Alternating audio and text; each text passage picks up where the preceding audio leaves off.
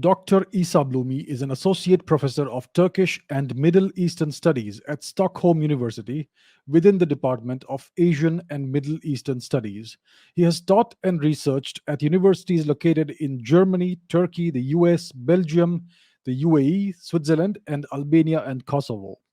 He has authored and co authored numerous books, including Destroying Yemen: What Chaos in Arabia Tells Us About the World, which was published in 2018. You can find further details and links in the description below. The following conversation is about the ongoing conflict in Yemen, its historical origins, and the economic and geopolitical interests that are sustaining and driving it.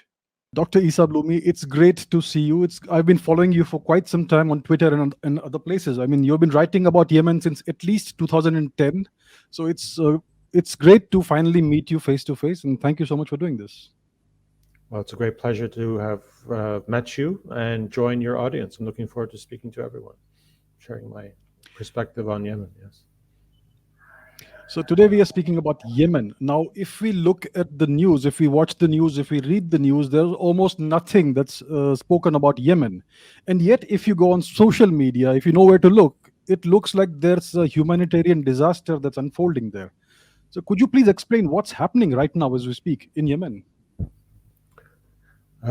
Since March of 2015, a broad coalition put together by the Obama administration with some assistance from Britain and other European allies, initiated a campaign to try to reassert control over a process of transition that had taken place already in 2010, 2011, with the formal collapse of the previous regime that had found many decades of support from the United States under the rule of Ali Abdullah Saleh. He proved to be increasingly difficult to manage, especially because of the opposition that he had created inside the country itself. And so very much like what we saw in Egypt, in Tunis, in Libya, Syria, and elsewhere, it became a process of controlled demolition of an old system of diplomacy, of economic relations, of political alliances, and to create a new, more dynamic one with a special Muslim Brotherhood coloration to it through the recruitment that has been a long process of happening with the emergence of Qatar and the Erdogan regime and Turkey being the main conduits for this process of creating a new generation of potential leaders. Yemen was very much part of this process. And unfortunately for those interested parties wanted to maintain hegemony over Yemen and its considerable natural resources, its strategic location, they could not fully integrate the wide range of opposition that Ali Abdullah Saleh and his relationship to the West had created. And so the response to what became known as the Arab Spring, the street demonstrations that had emerged in quite broad range of actors who were not entirely united, led to a rather confusing situation, especially in Yemen, but in other countries. And it became clear that unless the United States intervened directly and determined who could participate in a confidence building process, finding a means to bring a new form of government into Yemen, that it would be somewhat beyond their ability to control who's actually on the ground. So they started to dictate in 2011, 2012, an intermediary government under the former vice president of Ali Abdullah Saleh, a man named Mansour Hadi. And they staged an elections in which there was no other one running against Hadi, and all he needed was one vote, and he would be the interim president in 2012. And in the meantime, the Americans then selected who can actually participate in the subsequent negotiations about the formal, let's say, transition process ending. So this interim government, which the Americans love to do, impose interim governments whenever they feel that they don't have full control over the subsequent elections, had considerable legislative power, or at least legally, this is what the Americans and the United Nations were suggesting, that as interim president, he had executive power to actually declare things that many Yemenis believe needed parliamentary support, which was a virtual dictatorship for the period of 2012, 2014. He started to initiate agreements with the World Bank. He forced Yemen into the WTO regime. He started making agreements with the IMF, which started to sequester large amounts of Yemen's state assets for open market purchase. He's basically integrating Yemen in ways that most Yemenis were clearly not supportive of. And that led to ultimately a coalition of actors joining in 2014, removing him formally from power. He resigns, and there is no official government between late 2014 and this March 2015 intervention. There was an attempt by a representative of the United Nations to bring all these parties together. But again, the Obama administration insisted on not allowing some of the major actors, so-called Southern separatists, those who wanted to reenact the Southern Yemeni state that had been independent from Britain in 1967 until unifying in 1990. So there was a significant group of Southern Yemenis who wanted to have an independent, separate state. In the north, we have a large coalition that extends across the so-called sectarian grounds or differences that are often highlighted in Western media. I don't know how it is in India, but sectarianism is one of those classic tools of explaining events, that it's because Sunni and Shia despise each other that there is no stability, which is not the case at all. So there was this broad coalition of support coming from and somehow had gravitated around these charismatic figures that are often associated with an individual family named Houthi. It is not a fanatical Shia movement around this family. However, this is how Western media and academics refer to this broad coalition of actors who are geographically, religiously, at various class levels cut across throughout Yemeni society. So it's a broad coalition that had collectively said enough is enough with this imposition of American interim government, who was selling off Yemeni assets left and right without any parliamentary debates about this, as there was no parliament at the time. They insisted that we will stop this process until we have elections. All these parties are allowed to participate in the negotiations, which again, the Americans had vetoed certain parties, the Southern separatists, as well as the so-called Ansar Allah or the Houthis that they often referred to, which again constitute a very broad segment of Yemeni society, automatically not allowed to participate in the negotiations that were supposed to find an agreement to agree upon a constitution, to agree upon then formal elections, who could participate in the elections, and then they could have a parliament and then elect a president who could somehow serve as an intermediary in this constitutional system. So the Americans and their allies were imposing all kinds of conditions on Yemenis that most Yemenis did not support. And there was no other means for them, because of this imposition of an interim government, who seemed to have UN, EU, American support to basically make these arbitrary executive decrees about how Yemen's economy is going to be parceled out and how Yemen is going to be integrated into the global economy via neoliberal globalization kinds of mechanisms that the IMF is very famous for pushing on countries. Yemen's sovereignty had been surrendered, and Yemenis were in the process of bringing that back. And that's in March 2015 when on the pretext of imposing or bringing back the legitimate government under this interim Hadi, who was again who even formally signed his resignation. In early 2015, they resurrected him as a figure who represents the official government. And if he's not reinstated into power, then there would be an international coalition to enforce this process.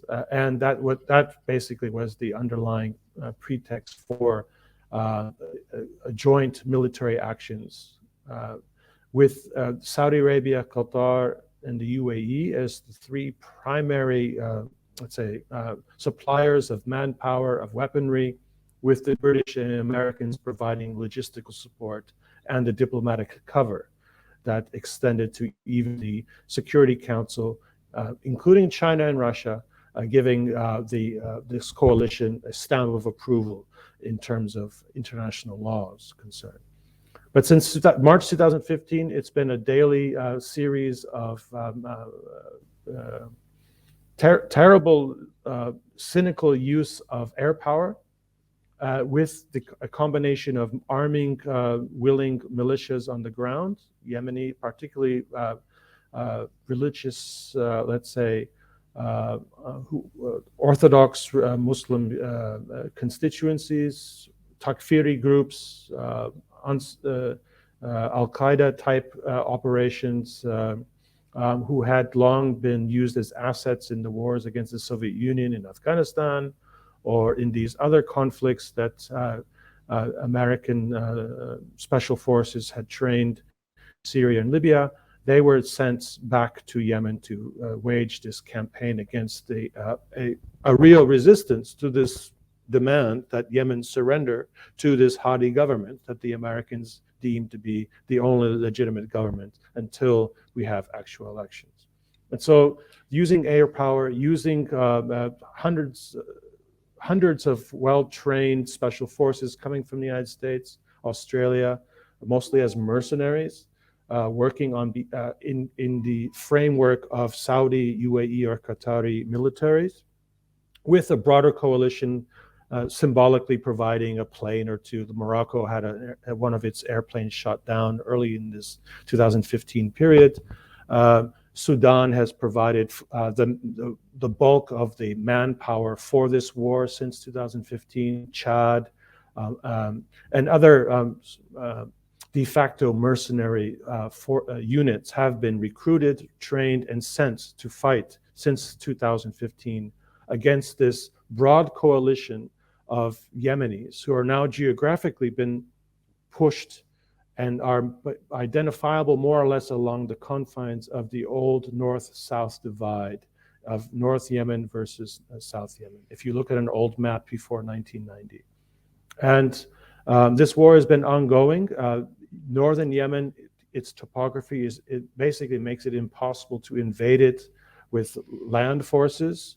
So this is a campaign of using the air superiority. There is, in fact, no way for northern Yemenis to defend themselves. They have no anti-aircraft weapons that can reach so high up to those advanced F-16, F-15, F-35s that the Saudis, UAE, and Qatar no longer does that. But UAE and Saudis are using their air power to drop ordnances on populations.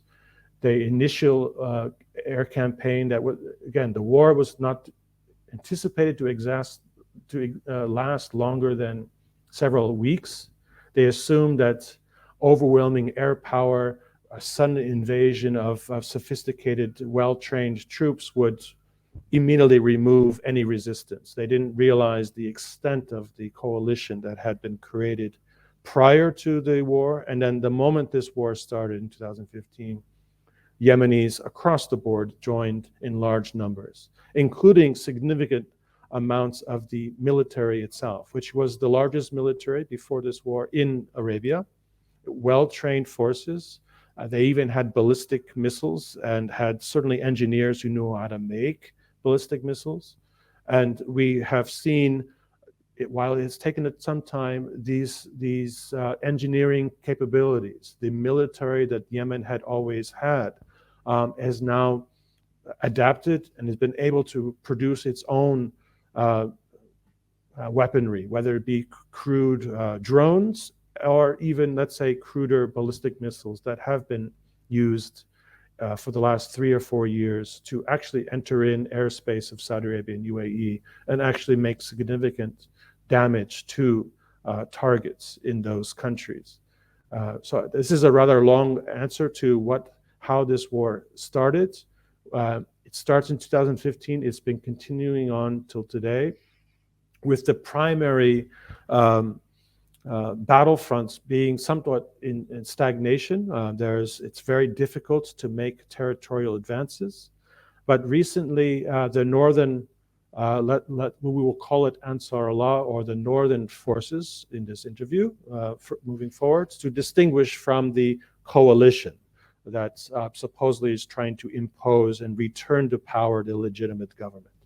The northern forces have made recently some territorial expansion, successfully taking over areas that are increasingly getting close to the key economic assets that Yemen possesses at this time, which are the oil and gas fields of central Yemen, in a province called Marib and Shabwa. And so the recent ratcheting up of international attention to Yemen is largely because of these dramatic recent military victories that the Northern Alliance has secured.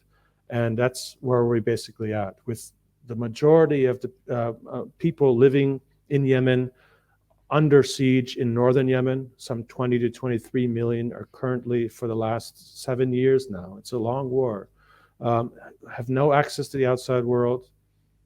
They're been trying to produce enough food for themselves, but their fields are bombed with cluster weapons, cynical use of very destructive bombs to take out bridges, water distribution systems that are famous in Yemen for thousands of years, able to harness the annual monsoons to distribute water for these very rich fields. But it's been very difficult for them to feed themselves. There's been periodic outbreaks of cholera, other transmittable diseases that should have been addressed by a Ministry of Health that can't function. Transportation is basically impossible other than small jeeps. So Yemen has, northern Yemen, a very mountainous country, on better terms could have survived the siege, but the cynical use of air power to first and foremost destroy civilian infrastructure has been the policy from day one, hoping to use economic warfare, the suffering of civilians to undermine the ability of this Northern Alliance to actually function as a military force as well as a government.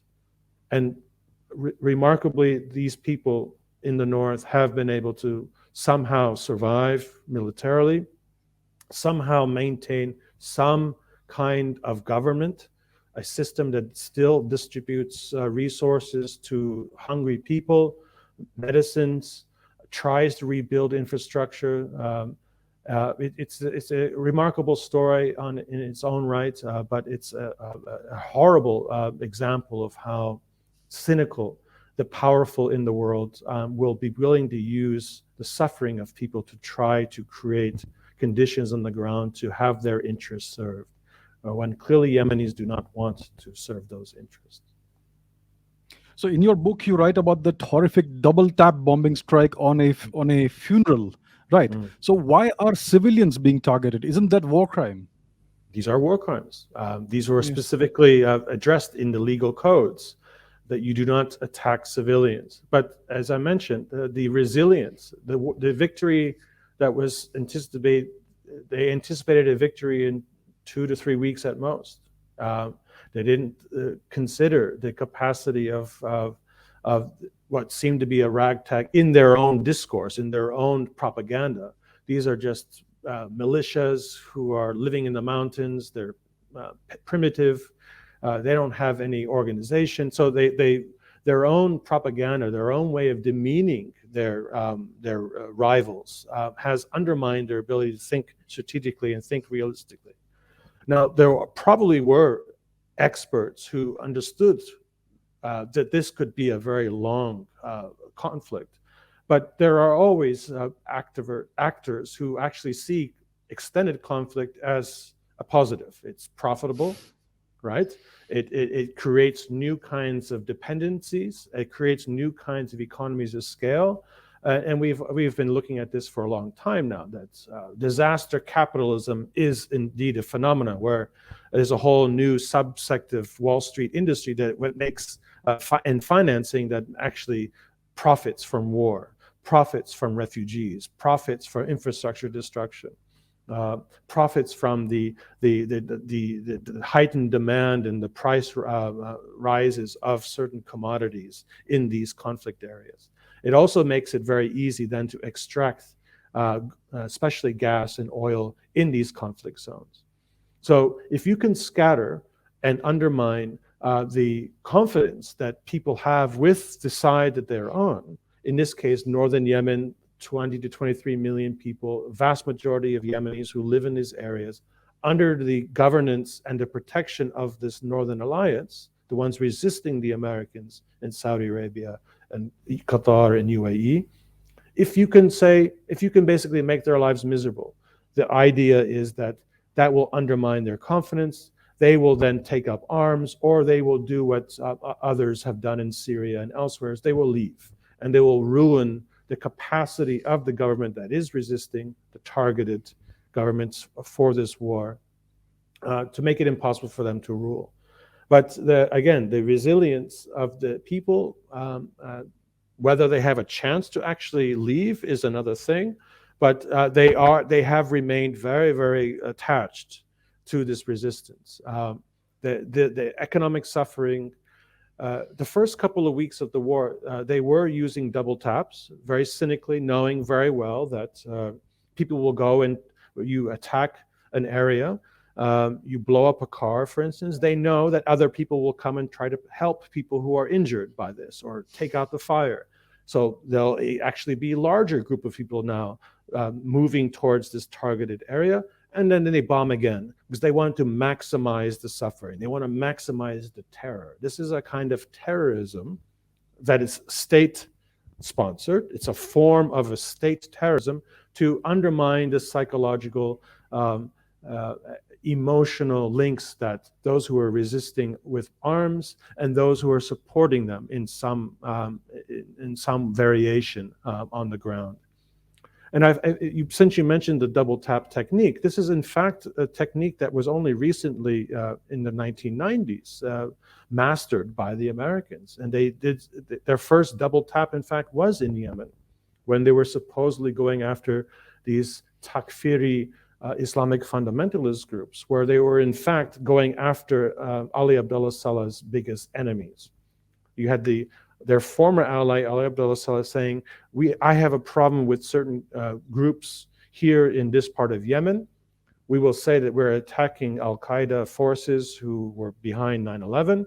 And it was under the Obama administration, in fact, that they started to use this double tap technique, which again, it's a war crime. It's a very cynical understanding of how societies work, that logically, you know that people will go and help people who have been attacked, whose legs are severed from their bodies, who are heavily burned.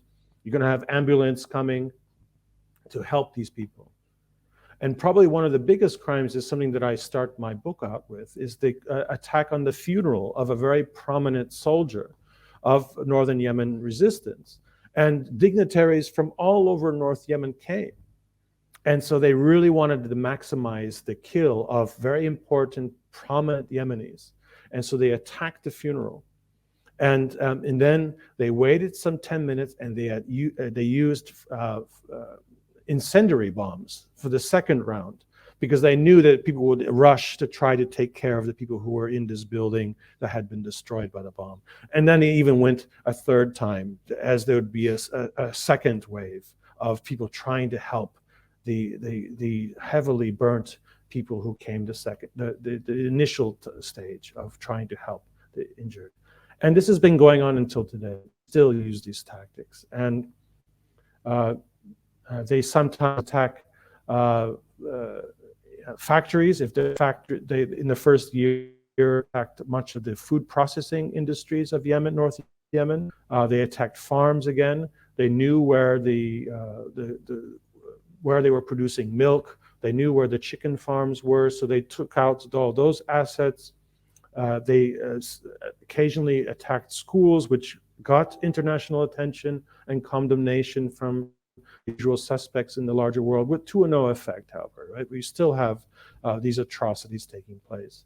And more recently, just after this last wave of attacks by the Northern Alliance using their ballistic missiles to just, again, remind Abu Dhabi's government that you have, you're continuously entering in and expanding your war against our society, that there will be consequences for your economy. We can upset your economy if you continue to fight this war. So the initial, let's say, Western now media paying attention again, the initial wave of retaliation from Saudi forces led to the destruction of a holding prison in northern Yemen, which killed, we don't know, between 80 to 140 people who were in this holding bin. And most of those people were actually migrants coming from the Horn of Africa, seeking way to get into the Saudi economy to find work. So again, these are all sites that are very well known. One doesn't just blindly drop bombs. These are all very sophisticated weapons that the Saudis and the UAE are using on Yemen now. So they have these precision bombs. They know where these bombs are going, and they know what they're hitting. And it is to terrorize people. It's to make people feel that they have no hope, that there's no way out of this. We have to somehow now take measures into our own hands. Let us go and rise up against this Northern Alliance. But it's just not happened. They have constantly tried to undermine the civilian foundations of this resistance to the coalition, and they have failed to do so because people, again, understand what are the consequences of who are the instigators of this conflict. This is something that goes back many generations now already. And Yemenis prove to be quite sophisticated in understanding their place in the world and who are their real enemies. And this is yet another example of just the thinking of the outside world, especially amongst so-called experts. They get trapped by their logic and the language that they use to describe certain so-called global South peoples.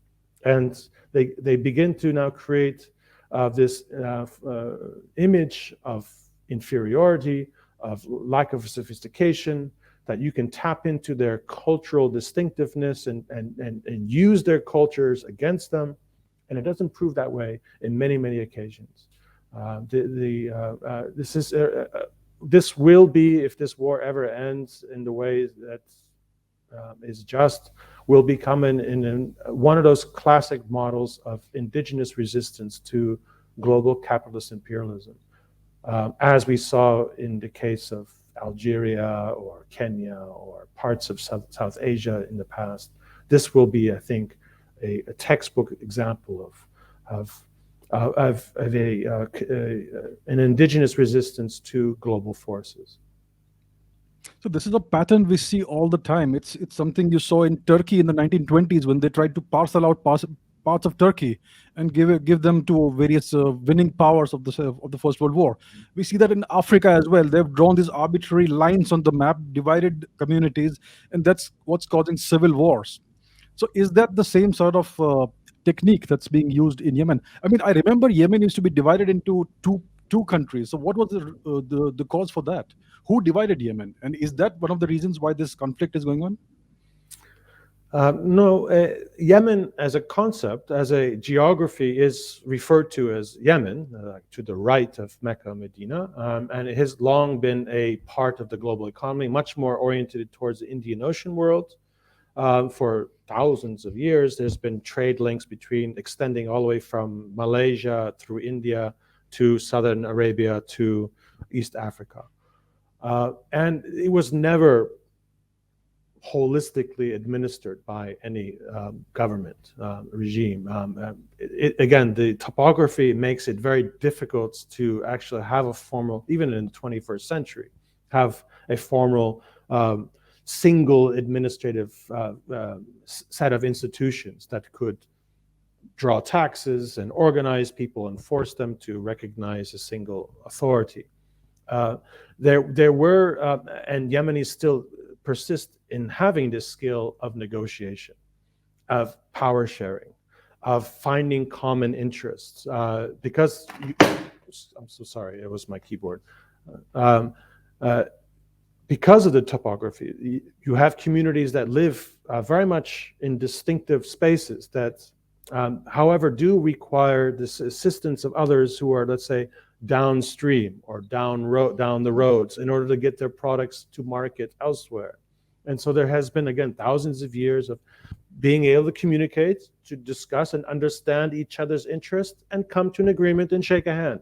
This is how the world worked. This is how the whole Indian Ocean's world's global economic system worked until the European imperialists came and wanted to monopolize and dictate through law and through principles and through, economic theory, that this is how the world should work, and not this seemingly arbitrary, seemingly chaotic system that existed before. And so the modern spaces that we begin to call Yemen from the, let's say, the middle of the 19th century onwards are areas that become integrated into this emerging global capitalist system. One in which the British East India Company, which is eager to try to secure links to India and to its assets in the subcontinent, will establish commercial alliances with various ruling communities along the coast of the Gulf. So they make an agreement in Ras Al Khaimah, they make an agreement in Qatar, in Bahrain, in Oman, and similarly in Aden, in a port that was ruled by and would continue to be ruled by this series of families, but in alliance with British East India Company in the 1830s. And this is precisely the time Ottoman Empire's primary, let's say, asset in the region under Muhammad Ali in Egypt is going to start to integrate Sudan, much of the Red Sea coastline, into this greater Egypt's interest, and integrate that part of the economy of the Red Sea and Western Arabia into the Ottoman and Mediterranean worlds. And so it then becomes very much how Africa was divided up. At some point in the 1870s, 1880s, capitalist interests who invested in colonization of trading ports, making diplomatic alliances with coastal trading partners, if you will, who were indigenous, became increasingly confident that they could actually extend their influence into the hinterland. So in the case of British East India Company, which hands over the day-to-day costs of its exploitative enterprises in India to the British Crown in the 1850s, where the British taxpayers are now going to be paying for the heavy costs of extracting wealth from India, creating conditions on the ground that will allow for them to profit from this relationship. So as the British Crown now establishing in Bombay its second head, if you will, Aden is going to be integrated into the administrative scheme in Bombay. And in the process, the British are going to reach out and try to forge similar kinds of economic, political relations with other leading families and establish what they would end up calling sultanates or emirates. So emirs whom they recognize, they would give them uniforms, they would give them little medals, sometimes some weapons, allow them to take over and become surrogates for these larger operations.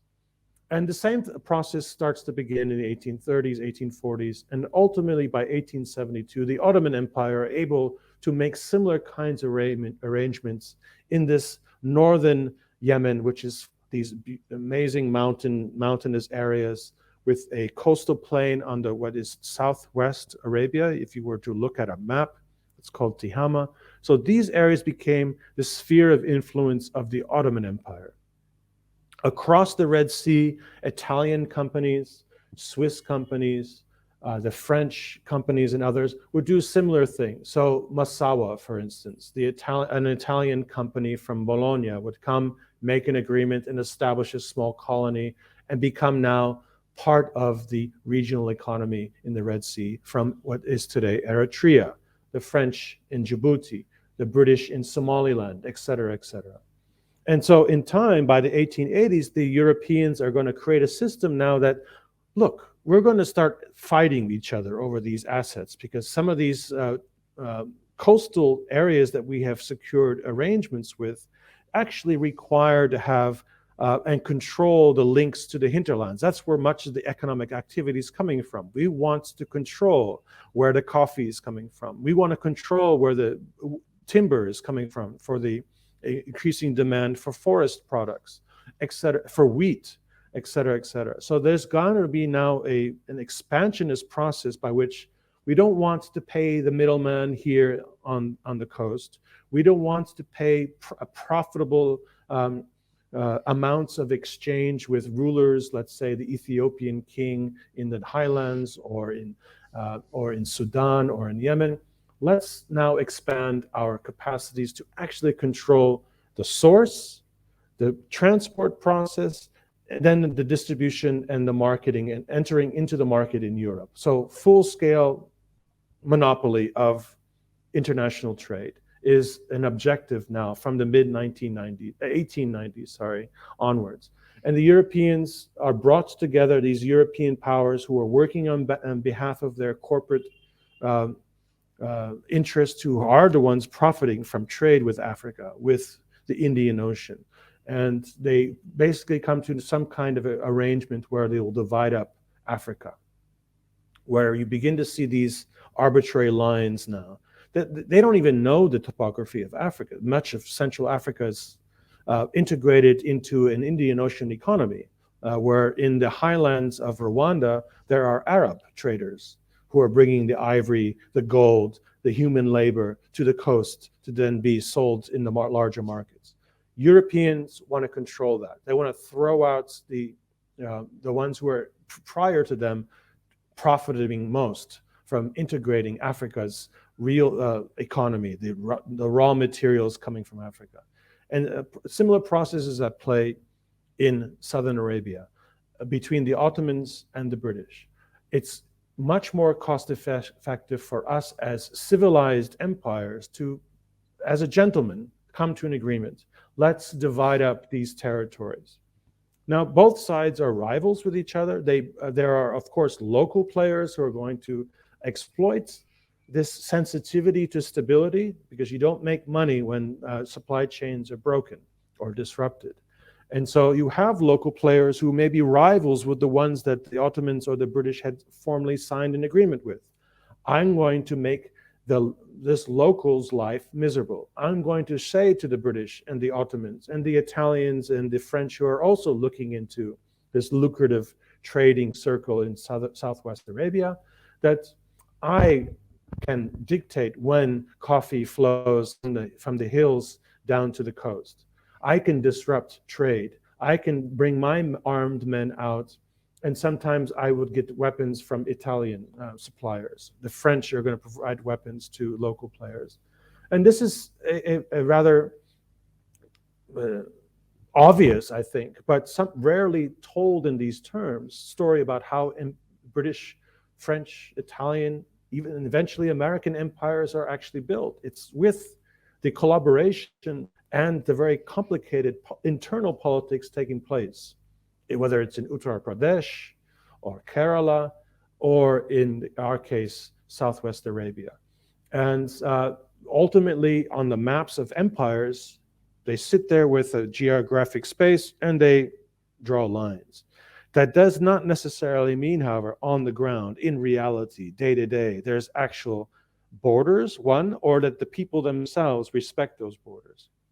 At certain points of time, however, these powers in Europe are going to say we need to actually strengthen these borders, because one of security is also a means of taxation. We can actually tax things that are imported and tax things that are exported from our zones of influence and control. And here also, they would use local intermediaries to actually do the day-to-day functioning of administering these blocks of territories that are on maps. So Yemen becomes then a quite distinctive territory because of this process from the 1870s until World War I. And so what becomes known as North Yemen had been secured by the Ottomans through their various means of negotiations with locals, as well as playing the larger great empires game of putting on maps lines that supposedly designate who has a sphere of influence and supposedly the rights to tax in certain areas and not others. And that basically makes North Yemen vis-a-vis South Yemen, which is a far larger territory, if you look on the map, but inhabited by far less people. It's not a very productive land. It's largely desert. It's along the coastal areas, these smaller fishing villages or towns that have seasonal trade that comes from dhows from the Indian Ocean, increasingly now monopolized by British or German ships before World War I. After World War I, it will be British and American ships that will now dominate the supply of goods and services. What is extracted from Southern Arabia is determined by British, French, American corporate interests. They are their market, right? They become the market, not buyers in Kerala, not buyers in Dar es Salaam or in Zanzibar, as it was maybe 30 years earlier. So the 20th century is really the beginning of making Yemen what it is as a territory. It's making its economy in many ways. And thereby the people who live in these political economies have to make the adjustment. And in South Yemen, that extends to actually the British successfully creating 9 distinctive territories that would be ruled by distinctive families, very much to what we have today in the United Arab Emirates, what was called the Trucial States prior to 1971. The Trucial States was extended from Qatar, Bahrain, all the way down to Ras Al Khaimah and Fujairah. These were all ruled by individual families that the British had negotiated and figured out a meaningful, productive, profitable relationship that was mutually beneficial. The same thing that the British had done to Southern Arabia, from extending from Oman all the way to the Bab el-Mandab, where it's basically the border between South Yemen and North Yemen. And North Yemen being a different legal space by the end of World War I, had the Ottomans leaving, the gap was filled by an old dynasty, a Mutawakkil dynasty that was primarily based in the north, in the mountains of the north. By 1905, they had elected a new leader named Yahya, so Imam Yahya, who had worked within this scheme of competing empires, competing commercial interests, and was able to provide, in the end of 1918, 1919, the only reasonable, let's say, single administrative, someone who had the capacity to administer the various distinctive commercial, political, social constituencies that were created in this formerly identified as Ottoman North Yemen. And so through violence, through very great political skill, by 1918, when the rest of the Ottoman Empire is being divided up, as agreed in Sykes-Picot in 1916, as agreed then later on after the Mudros Agreement in 1918, between the Greeks and the Italians and the French and the British, there would be a lot of violence in that part of the world. The British had Al Saud family in what becomes Saudi Arabia, expanding at British to help the British consolidate control of the Gulf, consolidate control of Western Arabia. There was one pocket of independence, and this was North Yemen under this Imam. And he formerly was probably the only sovereign Muslim ruler by end of World War I that existed. There would be the Sauds, but who were, however, very much dependent on first British support and then later Rockefeller's oil companies that would come and make America's kingdom out of what becomes Saudi Arabia. And Saudi Arabia would territorially expand as a result, take over Mecca and Medina in the 1920s, 1925 to 26, and then expand southwards in the southwest to actually take large parts of Yemen in 1934, which will be part of one of the reasons why we have conflict between specifically Saudi Arabia and Yemen since the 1930s. It's the annexation of a large part of culturally what is considered northern Yemen, inhabited mostly by Ismaili Shia, who again have long links not to the north. They were trading with Mecca, Medina, but certainly not to areas that were part of Saud influence, which is in the eastern part of Arabia. And this would become one of the key areas in which the whole process of defining territories and claims of sovereignty became an enduring problem in northern Yemen, as much as the British and Imam Yahya come to a very stubborn agreement that there would be a defined boundary between what constitutes North Yemen and British-influenced southern Yemen until 1967 under direct British administration, with its support coming from local sultans that they had signed agreements with. North Yemen was independent. And while British were trying to always influence and shape and get rid of this imamate, this family that was ruling the entirety of northern Yemen, very, very resistant to capitalist interests, he often articulated explicitly in those terms anti-capitalist kinds of references. He was very hostile to British control of Jerusalem, hostile to Zionist settlements. He was the first sovereign to actually condemn the creation of the State of Israel in 1947. It's a very interesting side of history. He was the first sovereign to sign an agreement with the early Soviet Union.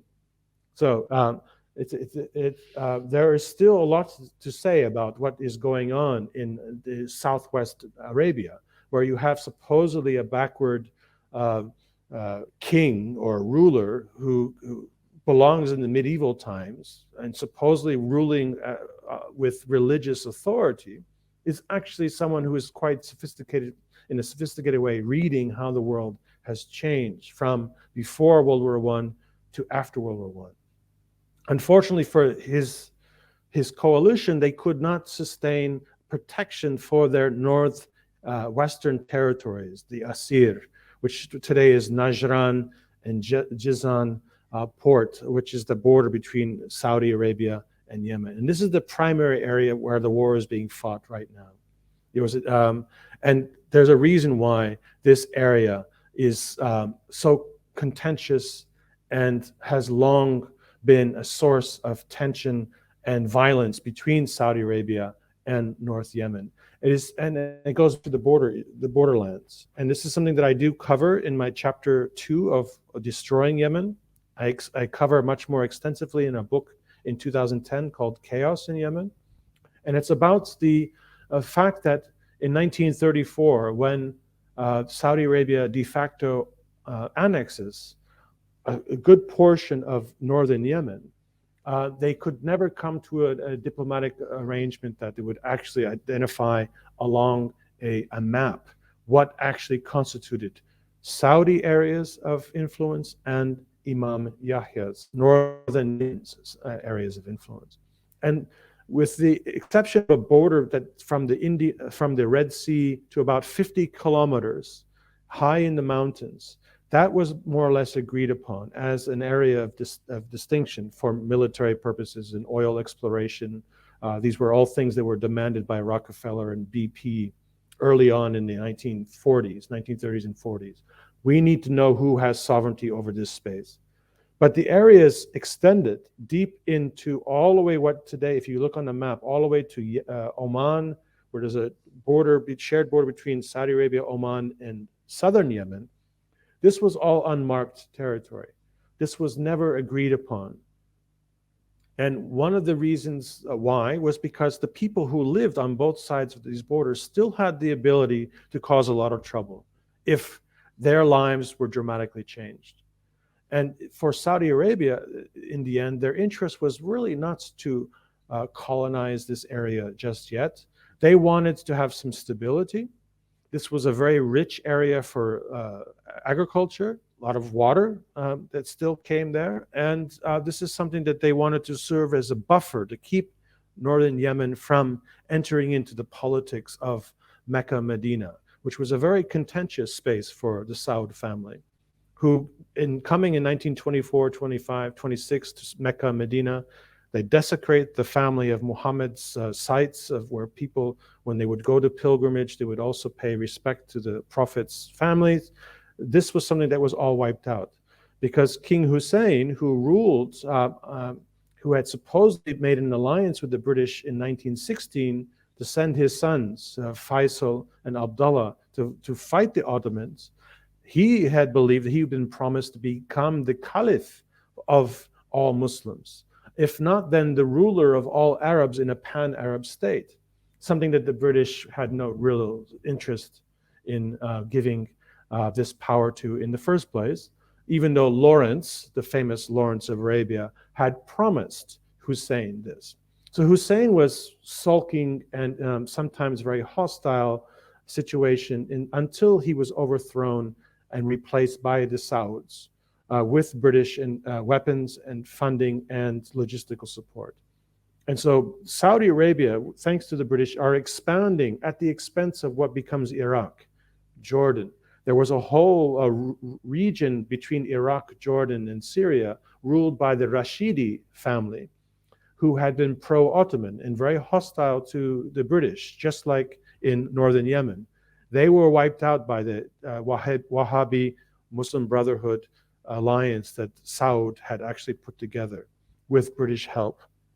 Saudi takes over the eastern coastline, what is between Qatar and Bahrain and Kuwait, where most of the oil is found these days for Aramco. This was something that especially the Americans would facilitate with their geologists coming from Rockefeller Oil, the Seven Sisters. Funny enough, some of those geologists had started their careers in Arabia in northern Yemen. And the Imam became increasingly suspicious that they're up to no good, taking samples from these valleys where no one lived. And they were promised that they would be digging wells for water, and they were doing clearly something else. So Imam Yahya said, out you go. We don't trust you. So these guy, his name was Twitchell. He was the first geologist who really discovered and helped create Aramco in Saudi Arabia. He had initially been deported from northern Yemen. So that gives you a sense of the political orientations, very distinctive in northern Yemen vis-a-vis the outside world and the Saud family, which becomes a very strong and important extension of British American imperialism from the 1920s onwards, and will use Takfiri Wahhabism when necessary to destroy the cultural institutions that sometimes extended for 1,000 years in, for instance, Mecca, Medina, to wipe out any reference to the Prophet's family, to wipe out the legitimacy of people who were related to the Prophet. And this extended also to the Imam of northern Yemen, who was indeed, through a proven chain of connection, was related to the Prophet Muhammad through one of his wives. So this is a whole old system of politics, cultural exchange, and economics that is now being dismantled by these imperialist enterprises, just like they did in Southern Asia, in Southeast Asia, in many parts of Africa. And they would use these intermediaries as tools. And this system in Yemen extended until the 1960s, when the peoples of southern Yemen had already embraced the revolutionary esprit that had been bursting out, anti-colonialism in Africa and many parts of Asia, had infiltrated because of the connections that South Yemen had to the larger world. You had port workers, people on ships bringing back ideas and news of what was happening in the larger world. In northern Yemen, it had this constant struggle of trying to support their brothers and sisters in British-controlled southern Yemen. Northern Yemen, in many ways, got into bed with George Habash, for instance, in 1955, 56, 57. Many Palestinians were trained in northern Yemen. Again, this is all under the Imam, this time the son of Imam Yahya, a man named Imam Ahmed. Imam Yahya died in 1948 and then was succeeded by his son Ahmed. And he continued on this resistance to global capitalist imperialism, to the extent of even supporting so-called Marxist movements that were allowed to train and then infiltrate into British-controlled Aden up until 1961. Imam Ahmed and his allies that again extended beyond being simply Zaydi Shia, but also Sunnis and others who were secular-minded to the extreme, they were one of the major promoters of Pan-Arabism and this whole movement of non-alignment.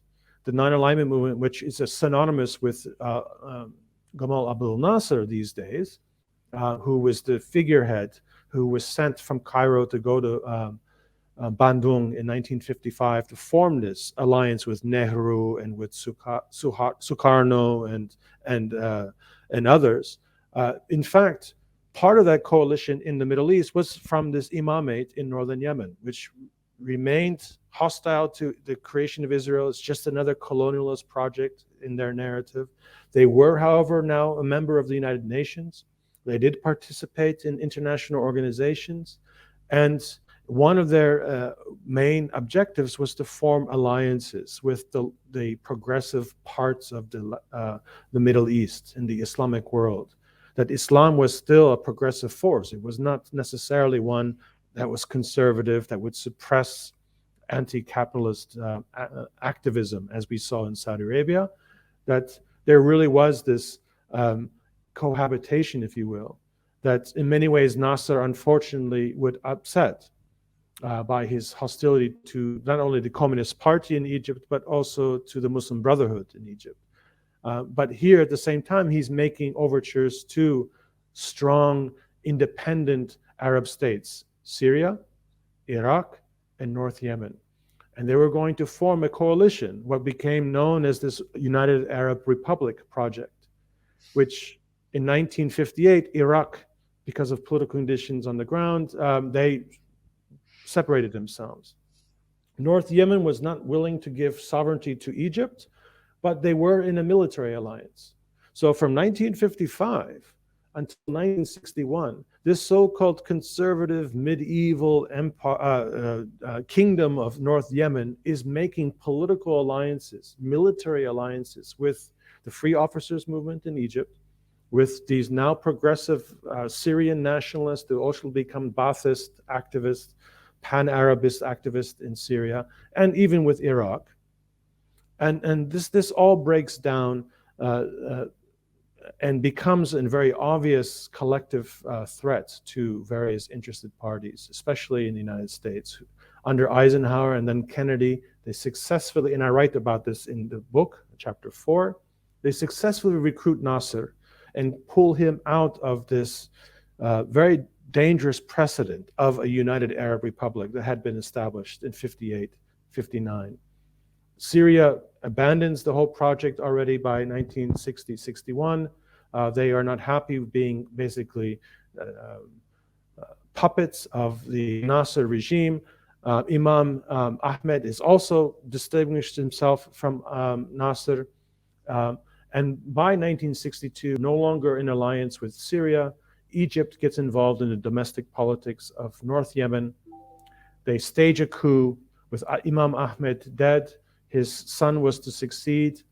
They stage a so-called progressive coup and initiate a process of creating a republic in northern Yemen, which would have full-scale support and an actual invasion. Upwards of 70,000 Egyptian troops will eventually establish control of the cities of northern Yemen, leaving the countryside, very much like Algeria with the French, would lose Algeria in a similar fashion. Control the cities, but not control the countryside, and fight this horrible war that would last from 62 until 68, the Egyptians leave, and the war lasts for another 2 years for northern Yemen.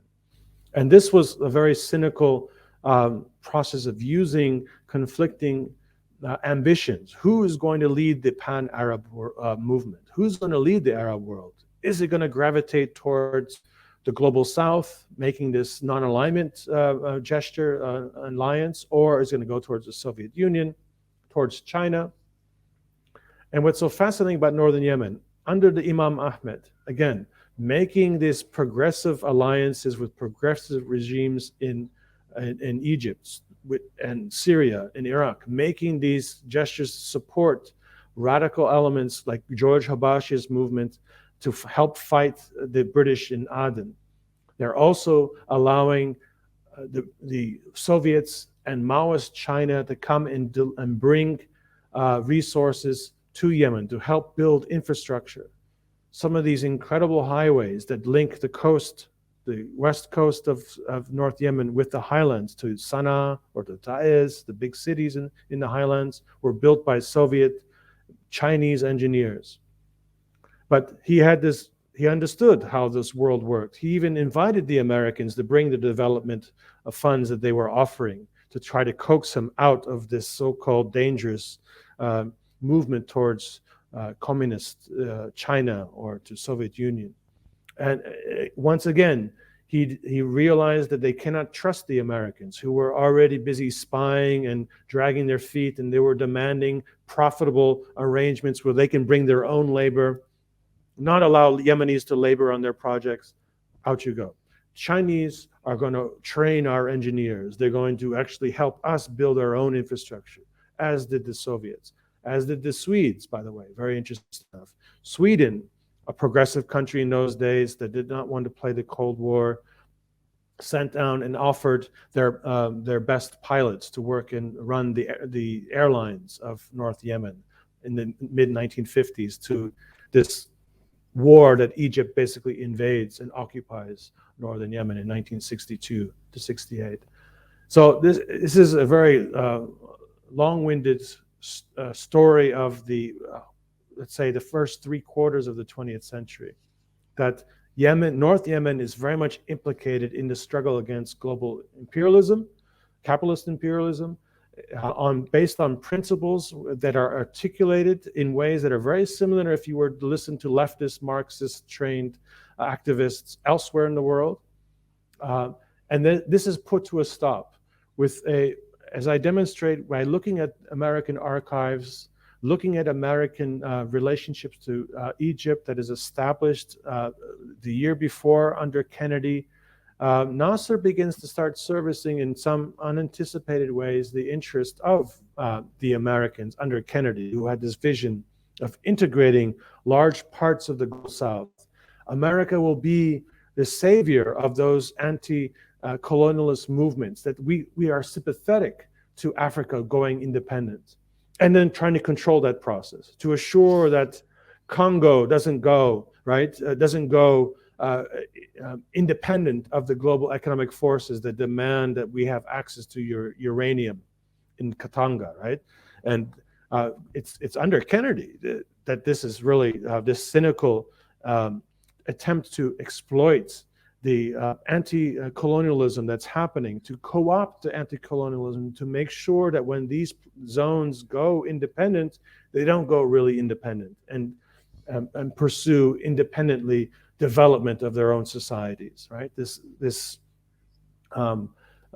economic strategies that were developed in the 50s and 60s, where we can protect our own industries. We can actually produce our own cars and televisions. We have the natural resources. Why should we just send out raw materials and import back finished products, which is a huge drain on our national economies? So Kennedy initiated this process of trying to stop that from happening. And Nasser, I argue in the book, is one of those principal allies in the Middle East. And he will be the enforcer of assuring that North Yemen is now going to be integrated into the global economy controlled by North Atlantic interests, not something that could be akin to what India did, or making a kind of a balanced relationship with China, with Soviet Union, with the West, or even going directly into the sphere of influence of the Soviet Union. Because it became clear southern Yemen was going that direction. The British couldn't control the rebellion that was taking place in many of its small pockets, very difficult to police, vast territories where you have small villages who are very mobile, very difficult to control. And again, until 1961-62, supported by northern Yemen. Nasser and his campaign changes the dynamics and changes the discourse about how we understand these dynamics moving forward. Becomes the precursor and the let's say the foundations of what Malcolm Kerr would ultimately call the Arab Cold War, which supposedly pitted conservative monarchies or those who have strong, let's say, affinities as Muslim states, explicitly Muslim states, versus these progressive secular countries that were advocating for secular society, pan-Arabist, Ba'athist, Nasserist types that were becoming quite popular as increasing people are able to travel and interact and study, and they go to university. The first generation of university-educated, let's say, petit bourgeois types are going to now embrace Marxism, embrace the critiques of European capitalist imperialism, and see in Ba'athist Party, see in Nasser a model for a future in which the Arab world can unite, keep their resources at home, do what other areas of the world were trying to do as well in this crucial period of the 60s and 70s. And unfortunately, that unleashed all kinds of cynical forces onto northern Yemen, southern Yemen, that led to constant war, hundreds of thousands of deaths, starvation, and that shaped the subsequent generation in these now two distinctive areas that are called Yemen, that have a very loose historical links to each other. They're very distinctive societies that now are living under the British until 67, and now a Marxist regime that emerges from 67 until around mid-1980s. South Yemen is very much isolated from the larger world, with the exception of the Soviet bloc, and especially from northern Yemen. And in the meantime, northern Yemen is going to be struggling with this legacy of the Nasser invasion and occupation, the cultivation of a political class who are going to use this language of the Arab Cold War. Anyone who is associated with a religious institution, anyone who professes strongly a religious belief, it must be deemed as dangerous, potentially dangerous, and treated accordingly. And so so-called conservative forces versus progressive forces in North Yemen would then have a perpetual struggle throughout the 1970s. And this is where the Americans formally come in, and this is explained in Chapter 4. They come in with their aid agencies. The United Nations starts coming in with their, let's say, seconded experts who come from the West, mostly from the United States. They come and start the process of trying to modernize northern Yemen. Again, the discourse is this is a backward medieval society.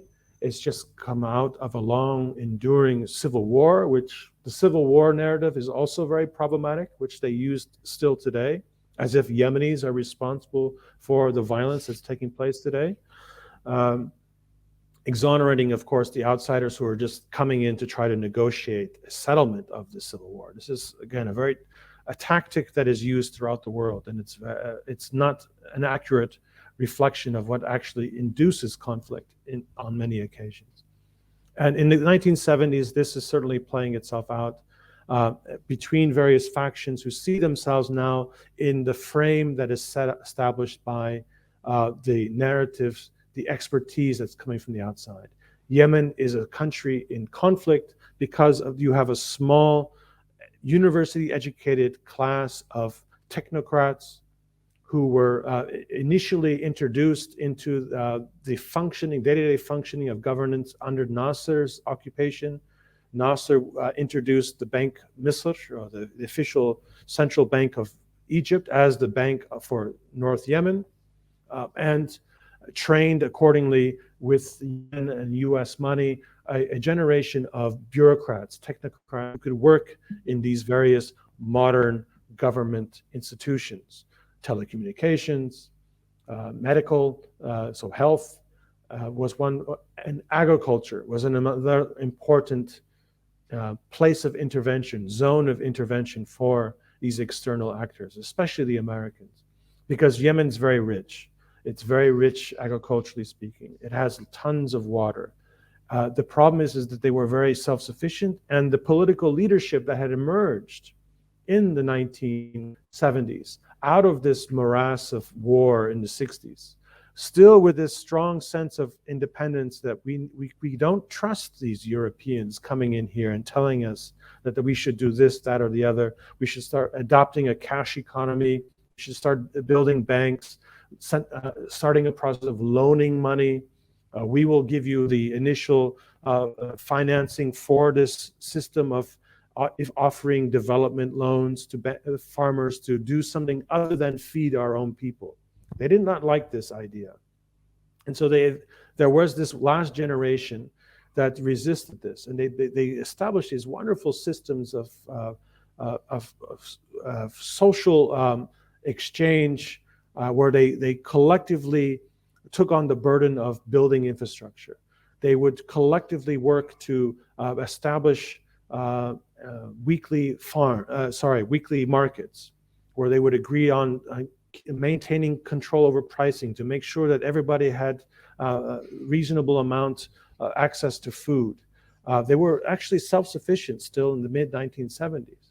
Under a very charismatic leader, they had a very interesting system that the Americans, especially, they sent PhD and anthropologists to go and study in the 70s, with USAID as the primary intermediary.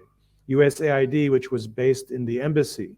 So I actually looked in the archives, and I looked at some of these reports coming back from these PhD students, many of whom became then experts, who are still experts today on Yemen, who are de facto agents of empire in the 70s.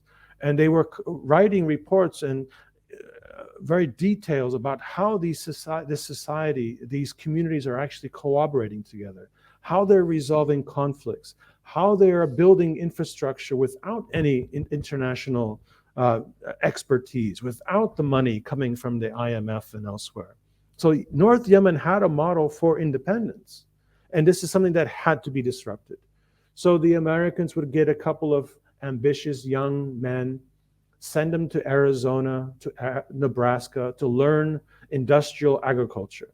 In India, the same thing happened throughout the 70s and 80s. They would always find a couple willing young people to go and get indoctrinated, become PhDs, experts on certain forms of farming that used petrochemicals, that used these all these horrible things that had long-term consequences on the ecology of our societies, but also on choosing the right crops. So there became a time when there was a lot of pressure put on North Yemen to start moving towards cash crops, to export. And as the Americans did in Egypt and other countries that could have been, if they went in a different direction, self-sufficient in food, America offered Nasser basically subsidized wheat for as long as Egypt needs it. And until today, Egypt is completely dependent on American wheat that is shipped to Egypt when they could have been self-sufficient. In northern Yemen also, they were encouraged to produce tobacco or khat, the drug that they're chewing, or coffee or cotton. Why are you producing tomatoes and cucumbers and wheat for your own community? You're not producing any revenue. You're not producing any national revenue for the state. And so you need to produce income, and one of your assets is agriculture. So this is one of those terrible, terrible moments in which there's a lot of pressure. There's a new generation coming back from the United States with PhDs. There's money allocated to them to develop these initial projects to try to develop agriculture for export. And there's a lot of pressure for the entire economy to take this, to follow this direction. And there was resistance, however, from the political leadership, who were eventually assassinated, as you often have in these, whether it be in Guatemala or whether it be in many parts of Western Africa. Assassination took place, and the one who replaced the resilient last generation of, let's say, those who believed that Yemen could operate independent of this global system was Ali Abdullah Saleh in 1978. And he would be that eventually dictator who took North Yemen all the way to the point of unification in 1980, and then to the 2010-2011 crisis that led to the war that we are now talking about today. So there's a continuity that is important for us to understand, which I describe in the book as a 20th century story. The Yemen is part of a global process of transformation, and they were for very principled resistance to being integrated into this global system. And the resistance was quite successful up until the late 1970s, early 1980s. When Ali Abdullah Saleh takes power, he's able to consolidate control over the military. It becomes more or less a military dictatorship. And then he makes the most important deals with George Bush Sr. when he was vice president of the United States. Remember, he was the head of the CIA before in China and ran the operations in China when Nixon and Ford integrated communist China into the United States sphere with Kissinger's help. So Bush Sr., representing Hunt Oil, a company in Oklahoma, make their first overtures to northern Yemen with Ali Abdullah Saleh as their intermediary to initiate this process of finally exploiting Yemen's oil. But Yemen's most of the known resources remained in the deserts on the other side of this border that had been created between the British and the Ottomans, and then later recognized by the UN in South Marxist southern Yemen. And it's exactly at this time in 1985-86 where you begin to see political troubles within the Communist Party. Let's say the ruling party inside South Yemen. You had a coup. There was a small battle taking place in Aden, and a new generation of leadership emerges that would now start the process of negotiating with Ali Abdullah Saleh and the Americans as intermediaries, again, serving the interest of oil companies, to start the process of unification. And the key area is this Maghreb area that today is the main battlefield right now that's shaping the international reaction, the Biden administration's revamping American direct involvement in the fighting of this war since 2015. Because remember, Biden is in many ways an extension of the Clinton administration and the Obama administration. Many of the principals who helped start this war in 2015, who tried to control the Arab Springs of 2010, 2011, Samantha Power, Victoria Nuland, Susan Rice, Blick King. These people are back in power with Biden, and they're now reintegrating the assets they used in 2012, 13, 14, especially through Qatar. You notice that Biden met with the ruler of Qatar last week and publicly stated that Qatar is our main intermediary. It is our main ally. Qatar helped the Americans in this so-called evacuation of Afghanistan. Qatar has maintained very good relations with Taliban. Qatar is now going to be reintegrated into a major player in Yemen's war because their main assets, Islah Party and the Muslim Brotherhood, who have been fighting wars in Syria and Libya, often in tandem with the Turkish support, who have considerable military capacity, an ideologue in Erdogan who seems to be quite popular in some parts of the world. They've been able to really have an influence in these conflict zones with their human assets. And when in 2017 this coalition breaks apart, Qatar is isolated. It's UAE and Saudi Arabia almost invade Qatar in 2017. Erdogan had to send 2 plane loads of special forces and basically bring NATO to the border between Saudi Arabia and Qatar. And that saved the regime in Qatar. But this is a part then where in my book I actually then highlight again one of the main problems of how we talk about the war in Yemen. It is a war that in fact has a war within that war. The coalition is a coalition in name only. It is in fact a puzzle. It's a 3 distinctive interested parties who have lots of pressure on them, on their regimes, as we can see, and it's manifested often in Saudi Arabia, Qatar, and UAE, even today. And I can explain more if you want. But one of the reasons why the coalition actually has not been able to secure military victory in key battlefronts is because they are actually fighting each other as much as fighting this northern alliance that is trying to preserve Yemeni sovereignty. So especially the UAE, if I can go quickly through this process of their logic, the UAE had a very good relation with Ali Abdullah Saleh in Yemen. It was primarily through the UAE that Ali Abdullah Saleh's, let's say, external, let's say the exportation of the wealth that he was able to accumulate. Some of his rivals claim he stole $100 billion from the Yemeni economy and then distributed it elsewhere. Money laundering is a classic, let's say, modus operandi for Dubai in particular. This is a safe haven for Indian gold or from Nigerian oil money or cocaine money from Colombia, much like Miami was in the 1980s for the Western Hemisphere.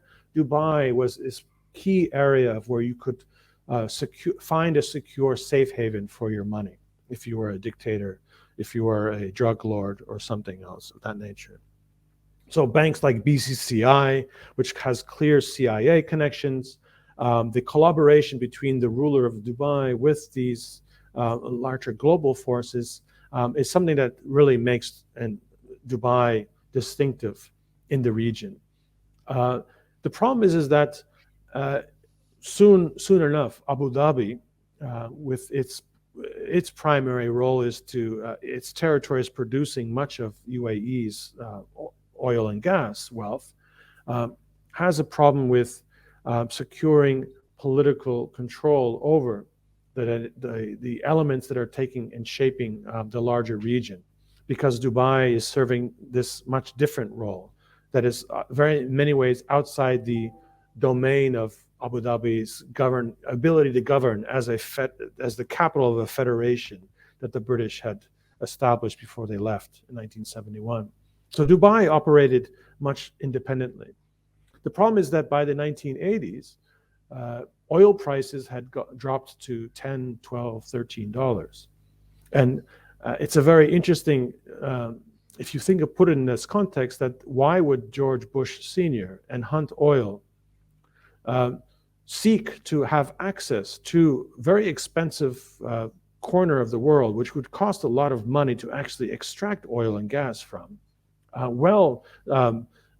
more than the actual profits that could be gleaned from pumping out of southern Yemen in 1986. If you look at the oil prices, it just didn't make any economic sense. And yet it was a significant investment in securing access to Yemen. And the reason is because Yemen is largely unexplored for oil and gas. Although geologically, if you look at its relationship, it's primarily with the Horn of Africa. And Italian, French, British geologists have already discovered huge amounts of gas and oil off the coast, especially Somalia. And so they know geologically that it's precisely the same dynamic that extends all the way to the territorial waters of southern Yemen. And southern Yemen, being a principled Marxist state in 1984, 85, but did not have the financial means to drill and explore on their own. The Soviets certainly at that stage could not provide them that kind of capacity. It reached out to China, which also said it's not economically feasible. Brazil tried here and there, but they had limited means. So you needed big oil to actually subsidize this process of actually discovering what is actually here. But they suspected there's huge amounts. And by the unification in 1990, it became clear that Yemen is very, very rich in minerals, very, very rich in oil and gas. And the primary beneficiary of opening up Yemen's resources for development would be, and that's the struggle in the region, who's going to be the beneficiary? Yemenis despise Saudi Arabia. They despise the Saud family. Even in the 1970s, the capitulation yet again to American imperialism, the way they handled the so-called embargo against Israel in 73 was to undermine the use of oil as a weapon. So no one in Yemen wanted to touch anything that had to deal with Saudi Arabia. And this was a problem because by the point of unification, this became a political albatross for Ali Abdullah Saleh, who had to play by American rules.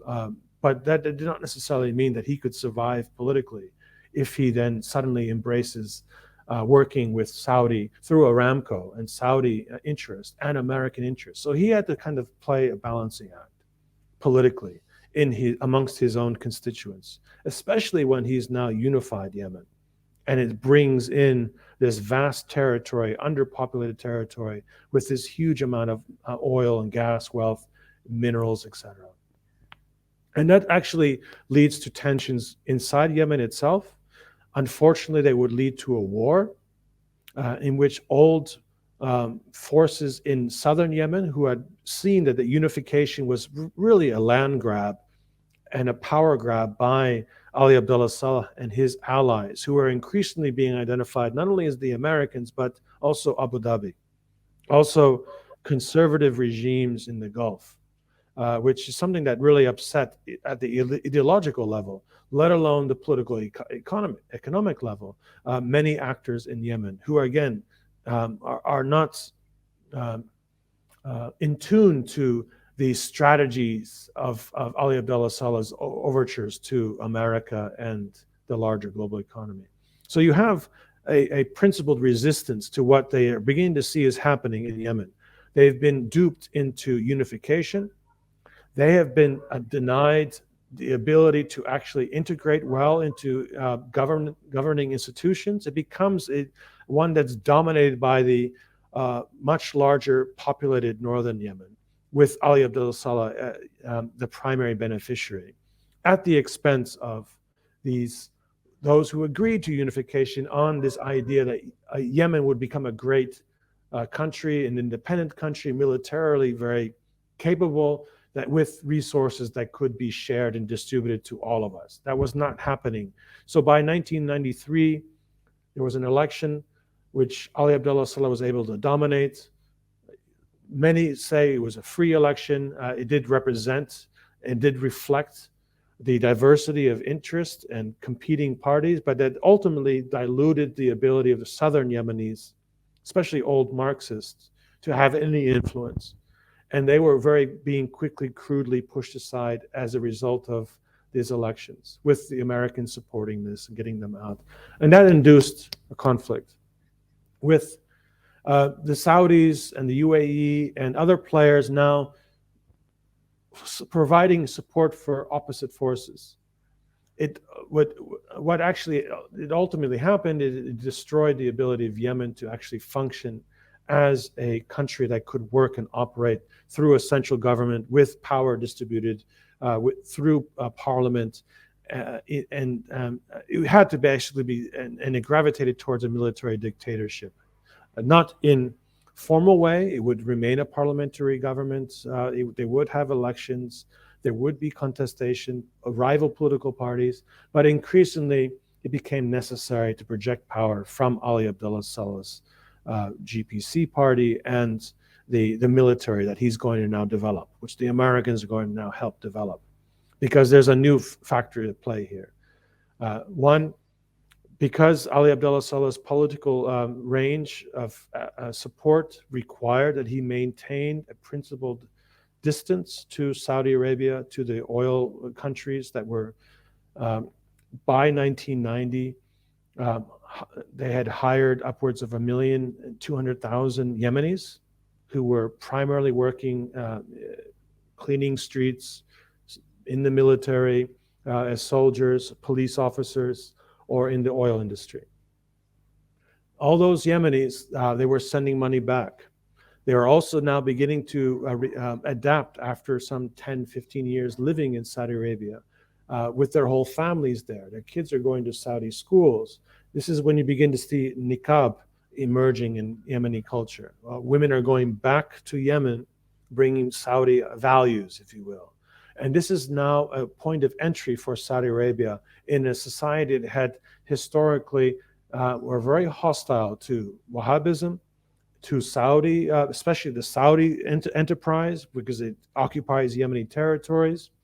And now this is a new point of leverage, that there are 1 million Yemenis in Saudi territories who are being acculturated into becoming more, culturally speaking, Saudi than traditionally what their parents and their grandparents had espoused back home in Yemen. It is also Yemen, and especially these Yemenis, men who are working in Saudi Arabia, going back occasionally back home, enforcing a family structure that is very much reflective of Saudi values, not Yemeni values. Also ideologically, they're beginning to start thinking that these Sufis, these Zaydi Shia are not proper Muslims, that Islam is becoming now a point of tension in Yemeni society. And this is going to be cultivated already because of the role that Yemenis are going to play in the wars in Afghanistan. We remember that bin Laden, who was, his family is from Yemen. His father moves to Saudi Arabia and eventually becomes a powerful player in the economy, especially in construction. His son, Osama bin Laden, becomes much like many other Yemenis who end up living in Saudi Arabia, adapting something very different from his father. His father was a businessman. He was very cosmopolitan, but his son Osama was someone who embraced this idea of a radical Islam that can be revolutionary, very much like what happened in Iran, but one that had to deviate from the message of anti-colonialism, anti-imperialism, to one that is explicitly going to be used to attack Soviet expansion, the evil communism that's spread around the world, so atheism, but also Shiism, also Sufism, any reference to the Prophet, like, again, as the Saudis had done in the 1920s and 1930s to Western Arabia, to parts of Yemen, they are now exporting this phenomena, what we call political Islam, Takfirism. The first generation of imams who were trained in this school in Medina in 1961 established. They're now going out, and by 1980s, they're now going back to their home countries. They're going like colonizers to India, to Pakistan, to Indonesia, to the Balkans. And they're going to now spread what Osama bin Laden is able to then project, a group of hardened ideologues who are going to go and fight in places like Afghanistan, funded, supplied by the CIA when necessary, by Pakistan, under what is his name? I can't remember his name now suddenly. The general who had long collaborated with the Americans to fight. Ziaul Haq. Zia. Haq, exactly. Yes, Haq. Yes. Zia al-Haq. Yes, exactly. So that would be the legacy of that whole process of it. Again, thanks to George Bush Sr., former CIA guy, they're going to now, through their Saudi assets, Osama bin Laden, who's actually Yemeni, they're going to now recruit a large number of Takfiri Mujahideen. They're going to go off and take control of the resistance in Afghanistan, eliminate those who had different ideas and different projects through Zia Haq's own kind of hardcore Takfiri kind of orientation associated with BCCI. This money that's circulating from the third world, landing in Dubai, is going to be used to illegally finance these operations, because under Ronald Reagan's period and then under Bill Clinton's period, it became under George Bush and then Clinton, these kinds of operations were somewhat being monitored by American Congress. There were journalists still reporting on these enterprises, these American CIA operations that instigated conflict around the world, that had close connections to cocaine money that was circulating the world. And so BCCI, Dubai, became very much part of this larger story that blew up into scandal eventually. Yemenis are part of the story because at the same time as Osama bin Laden is partly sees Yemen as home, and that the manpower to produce this first wave of Takfiri fighters who will go and project American interests in through culture, if necessary, through these armed groups trained by CIA in the Muslim world, eventually to actually help destabilize this transition phase from the Soviet Union to post-Soviet world, where we see in Tajikistan, we see in Turkmenistan, we see in Chechnya, we see these groups that are emerging who have, again, their same origins as those Takfiri Al-Qaeda groups that are emerging in Yemen.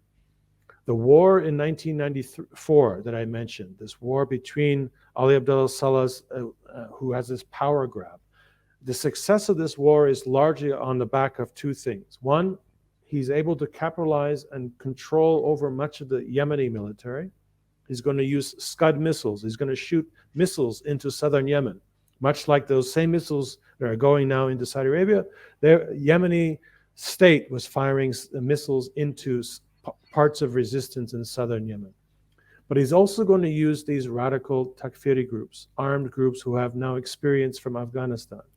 They're going to be shipped down and help provide the manpower when the Yemeni military is proven to be, I don't want to shoot my fellow countrymen. Well, now they're going to use the language of, these are not real Muslims.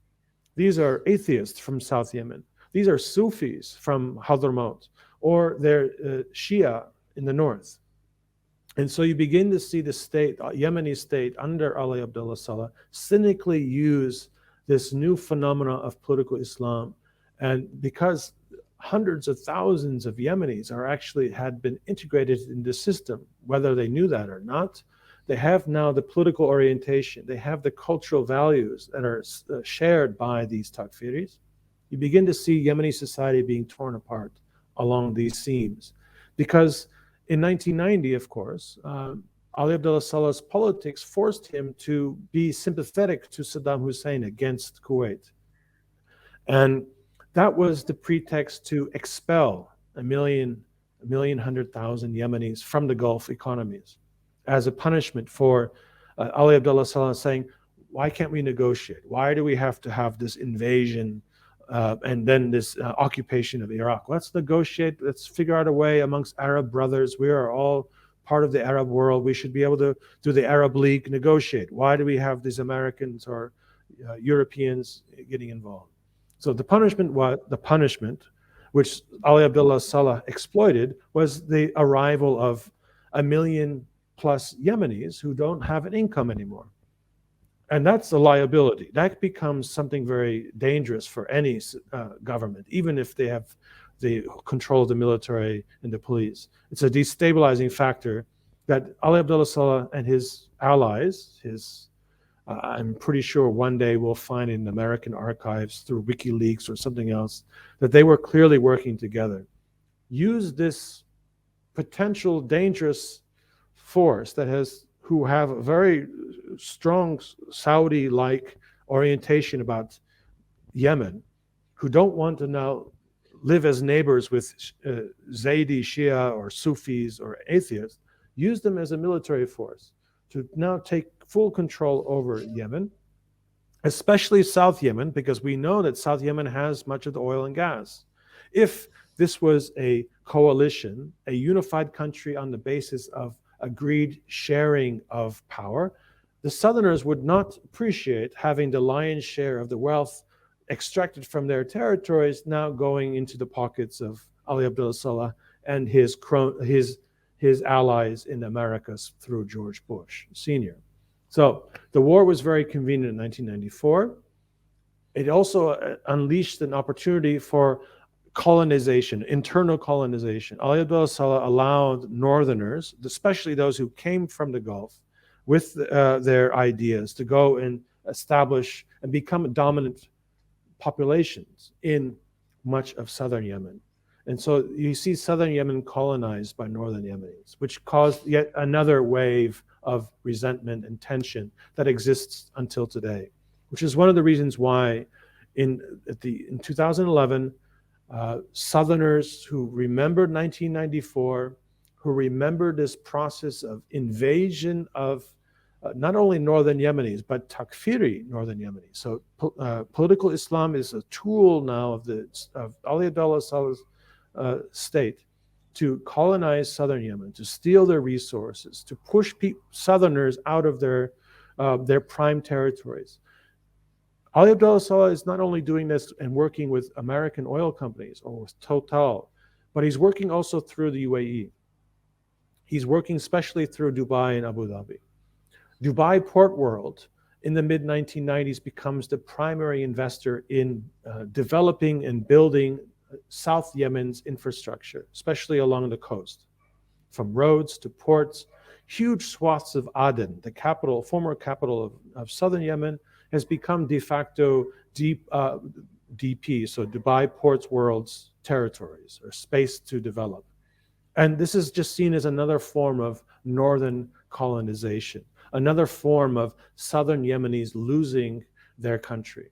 They're being pushed out of their own cities now, not only by Takfiris who are coming from the north, but now by these Gulf countries that are, again, people still remember the Marxist time. They remember the ideology that this is capitalism coming here, just as we were warned when we were going to school. It's emerging as a reality, and this ends up becoming another part of the evolution, if you will, of the different pockets of resistance, not only to Ali Abdullah Saleh, but pockets of resistance to the larger integration that Yemen is going through with the larger global economy.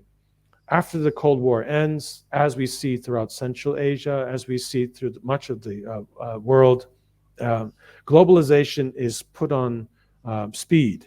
It's going in high speed. The process is overwhelmingly fast. It's very hard to adjust.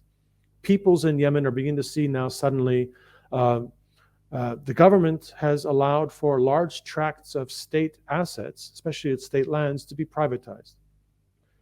UAE, especially UAE, but increasingly Qatar is becoming involved in the Yemeni economy. Qatar is invested in property development. They're developing these isolated, kind of exclusive zones for only Qataris or rich Yemenis to live in, so gated communities. A phenomenon that we're seeing throughout the world in this period of late 1990s and 2000s. It's also happening in Yemen.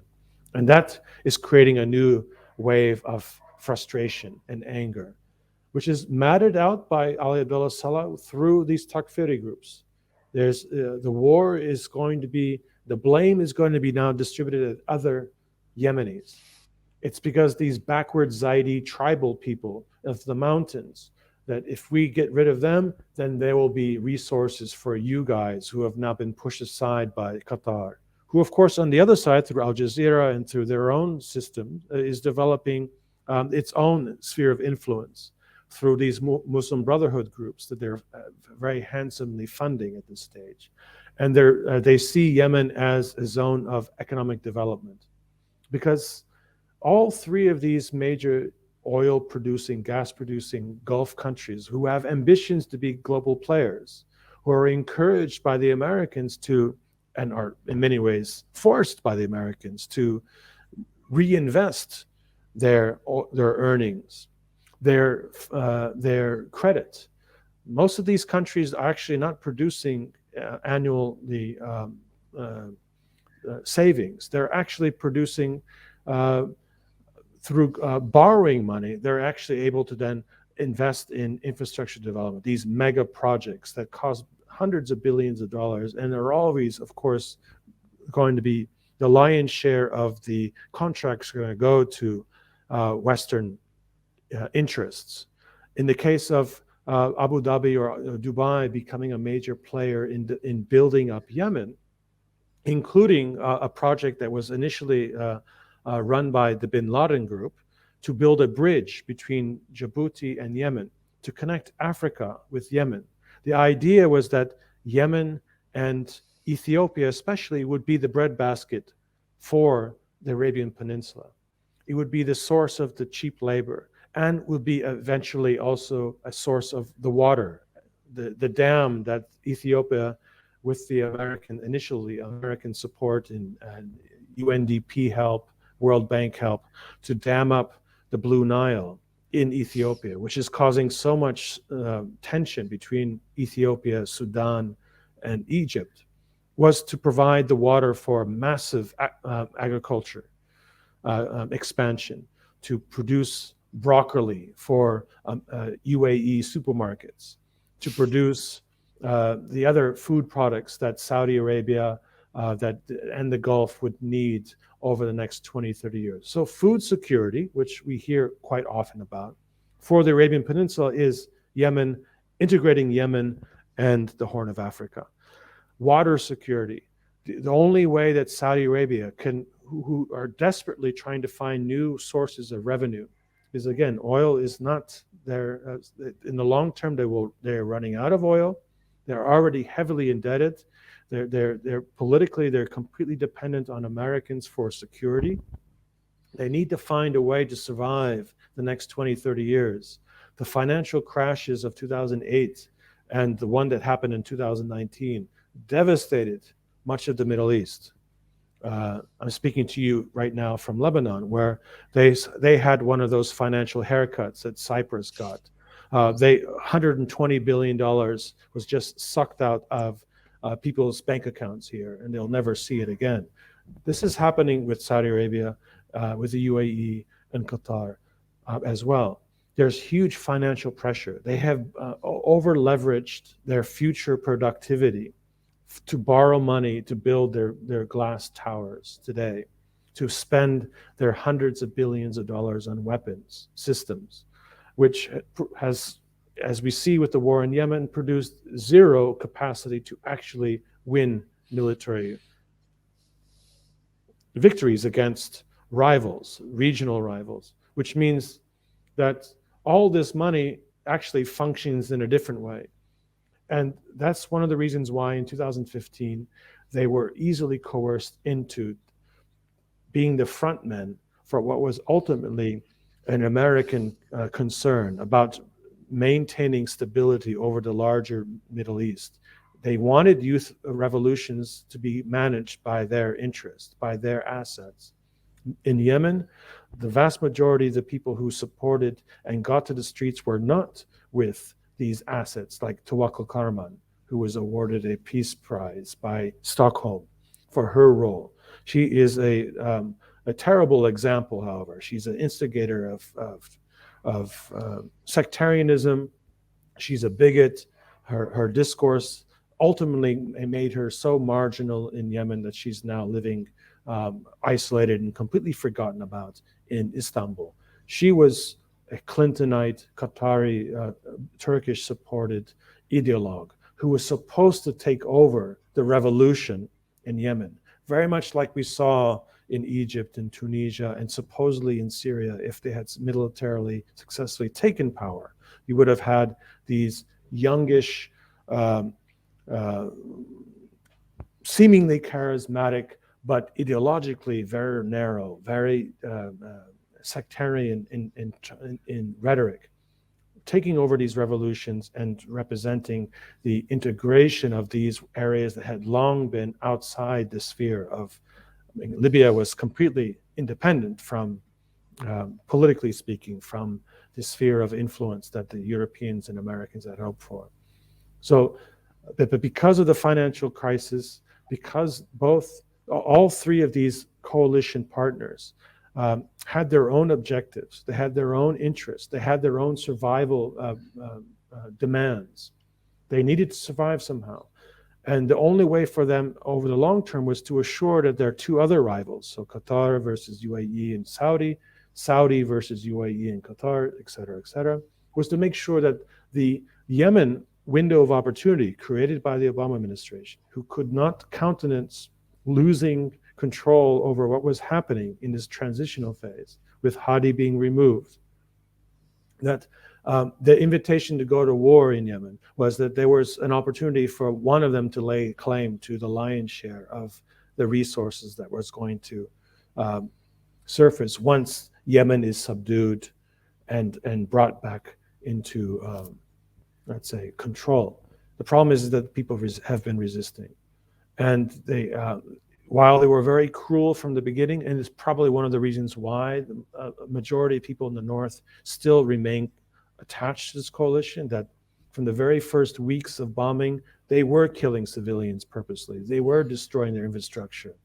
So people remember this. They said, all you've been doing, even though you're making overtures to us to revolt against the Northern Alliance, we just see you as extensions of this same 20th century story that we've been, and our ancestors have been fighting now for over 150 years. This is no different. Yemenis are able to articulate that in very clear ways.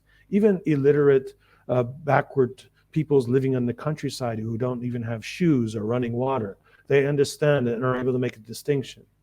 And this is very important for this war because, again, the problem for the coalition is that they're actually rivals against each other. They're actually, while they invest heavily in mercenaries, very few of their own citizens are fighting in this war. Most of them are paid mercenaries from Sudan. Some Australians and Americans are on the ground. But again, mostly Africans who are doing the dying on, and some Yemenis dying on the battlefields, protecting and projecting rival projects. For Saudi Arabia, it's to bring some stability, but also to acquire access to the Arabian Sea. They're trying to gain access to Yemeni oil and gas. They know that this will save Aramco. This will save them financially for another generation. If that not, then they're going to have a very difficult time in the next 20, 30 years to, as a dynasty, to survive, because they're financially completely have reached the limits of their capacities to actually produce revenue from oil and gas. They've been trying to encourage investment in Saudi Arabia. They've last year tried to issue an IPO for a percentage of Aramco, no interest whatsoever.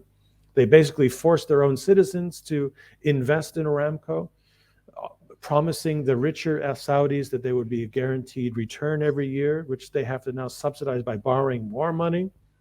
They're trying to create this image that they have changed, that they're creating a very hip youth economy where there's famous people coming down, hip hop singers coming and singing in Jeddah or something. They have a F1 race taking place there. They have the Paris-Dakar race coming through. They want to market themselves as a place to invest your money, as opposed to Dubai, or as opposed to other places, which are all equally investing in similar ways to try to get Nigerian money, to try to get Indian money to come and invest. I mean, today you're offered a golden visa in the UAE or in Dubai or Abu Dhabi if you bring $1 million of investment to the economy. This is something that even the Greeks are doing. You see signs everywhere here in Lebanon. Buy a house in Greece and we'll give you a golden visa. Portugal, everyone is in the same boat, desperately trying to find other people's money. But there is none of that. It's not around. They can't finance these projects that would provide them the security for another generation. Politically, Saudi Arabia has been killing itself, eating itself. Mohammed bin Salman has actually been taking princes and torturing them at the Ritz-Carlton, forcing them to unleash their secret accounts in Switzerland or Marbella because they need the money. Most notoriously, they even arrested who was the prime minister here of Lebanon, the son of Rifat Hariri. He was kidnapped and was forced to open up his accounts and forced to go back to Lebanon to make arrangements that Lebanese money would help subsidize the Saudi economy. And the same applies to Abu Dhabi and Qatar.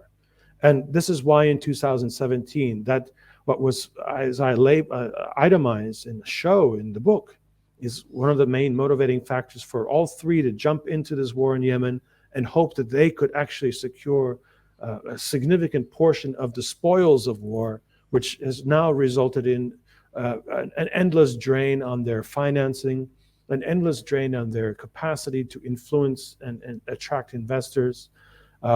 Countries like UAE doesn't survive without the glitz of people going to Dubai Expo 2020 and going on vacation during wintertime, or buying an apartment somewhere in Dubai or in Abu Dhabi.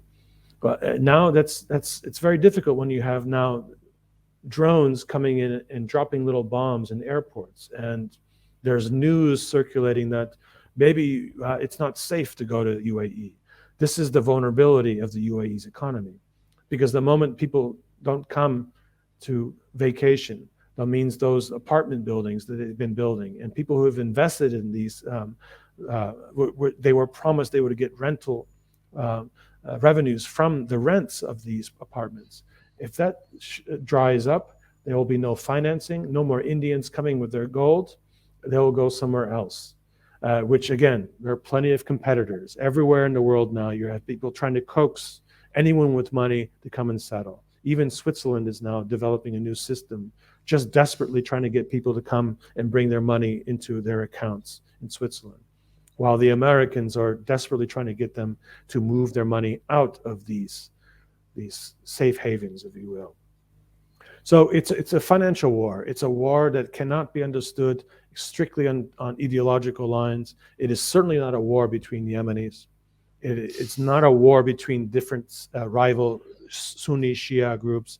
It is not even a war between Iran and Saudi Arabia, as it's often sold. This is a war that is very much an extension of this globalization process that has implicated all of our societies, whether you're in India, in Zanzibar, in Yemen, or even in the heart of Europe. We're all experiencing the same kind of, at various levels of violence, of course. There are certain areas that will have, until now, survived without having to deal with the direct application of violent means of wealth extraction. But Yemeni is not something unique. It is not it's not a conflict that is Yemeni. It is part of a global process that we have to understand in those terms. And in the end, there is no place for these Yemenis to go. And unfortunately for the coalition, there's no way for them to actually win this war other than to sustain this very costly, very inhuman war on civilians, on people who can't defend themselves from million-dollar bombs that are dropping from the sky, that are produced in somewhere in Massachusetts or somewhere in southern France. And in the end, this will continue on until the politics of these three countries that are involved now in this struggle of survival, as I predicted at the end of the book, one of these or two of these regimes will not survive. The Saud family will break apart. Saudi Arabia will break apart into multiple different kind of small little statelets. UAE is very close to, they have a lot of tensions inside the United Arab Emirates at the moment between Dubai and Abu Dhabi. And we know that Qatar was very close to being eliminated in 2017. They seem to have now, with the Biden administration, reemerged as the primary intermediary for Americans and maybe even Israel in the long term to sustain their spheres of influence. But this is a war that cannot end as for these three actors. Unfortunately, they cannot just say, "Khalas, that's enough. We're getting out." Donald Trump made that quite clear in one of his more charismatic, notorious speeches, making the joke that he picks up the phone and tells the king of Saudi Arabia, "In 2 weeks, if we stop our support, you're gone, guy. You're going to have to keep bringing the money. You're going to have to keep paying us cash for those weapons that we expect you to buy in order to fight this war that is basically on our behalf." Trump was very blunt about how he understood this system working. And I think that's much more an accurate way of us understanding this war and the larger way it plays into the larger world than these tricks of the experts who are saying it's all about intertribal conflict, it's war between Sunni Shia, it's a war between Saudi Arabia and Iran, exonerating the West, exonerating the Americans.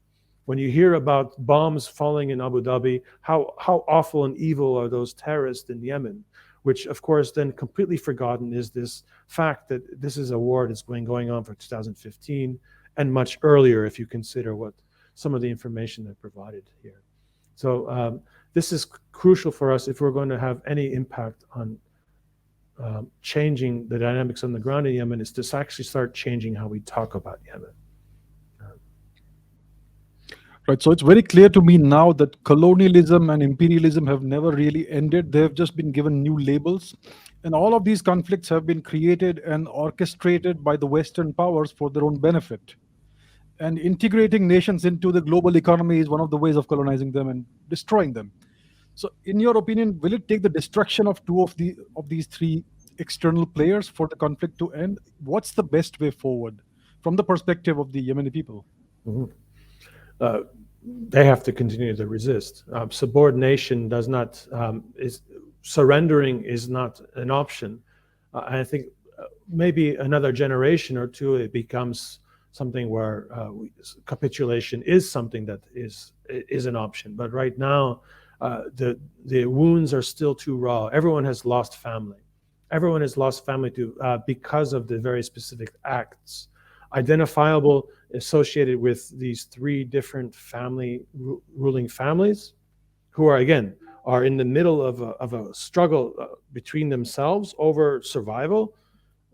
And survival means acquiring Yemeni's assets, means becoming the main principal force, intermediaries, if you will, between the global economy and how wealth is extracted from Yemen.